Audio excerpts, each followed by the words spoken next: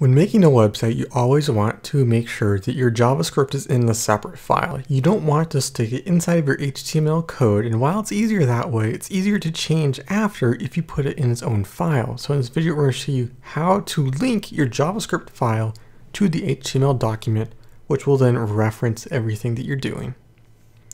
So we got our HTML document right here, and we're just going to go ahead and save this to the desktop. And we will go ahead and create a new JavaScript file. Click create and save this to the desktop as well. And we're just going to call this Java. So now we have our blank JavaScript file with absolutely nothing in it. Let's go ahead and add a little bit of code so we can actually see what is happening. Okay, so we got some basic JavaScript going on right here. Now maybe we'll just go ahead and create a CSS, and we will go ahead and save this. We'll just say style,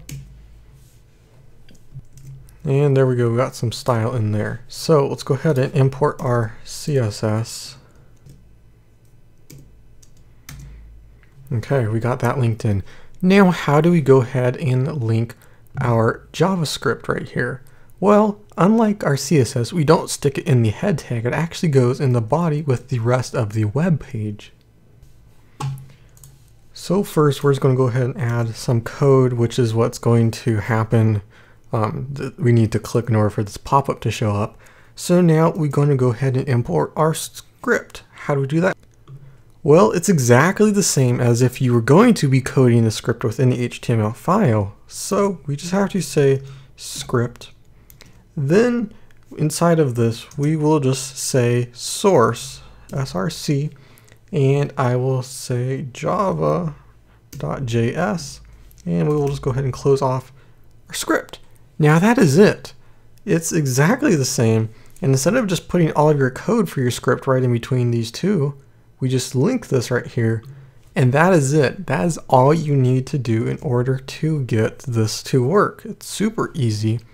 If we go ahead and open up our page and bring this in, I can go ahead and click that, and as you can see up in the top right there, we do have our little pop-up.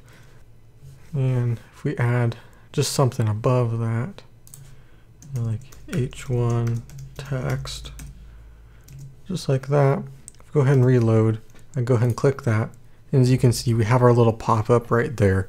And it works, no coding is needed, and it's easier to change all the code because it's all in one file right here instead of having to dig through our HTML in order to get there.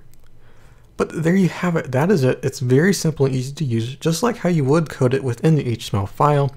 If you like this video, leave a like and hit the subscribe button for more videos like this. This is Mark with iAppleTech 1.0, and I will see you in the next one.